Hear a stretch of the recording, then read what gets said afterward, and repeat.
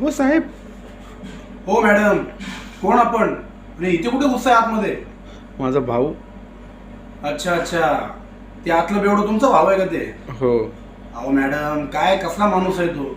आज त्याची चांगली धुलाई चालली आहे, साहेब त्याला पिळून काढतायत.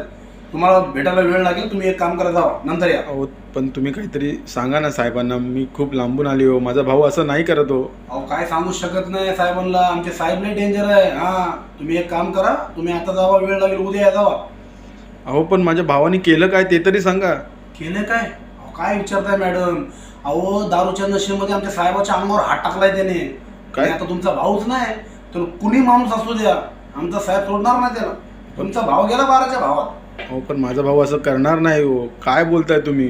काय बोलताय करणार नाही? अहो तो आणि त्याचे 3-4 मित्र होते, भर रस्त्यामध्ये दारू पिऊन धिंगाणा करत होते आणि येणाऱ्या जाणाऱ्या मुलीला छेडछाड करत होते.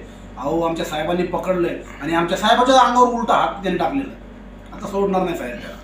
बघा ना, बघा काहीतरी करा तुम्ही, प्लीज सांभाळून घ्या ना. अहो माफ करा, हे सांभाळून बिमाळून घ्या, हे धंदे आपले नाही बाबा. चला जाऊ तुम्ही, चला चला.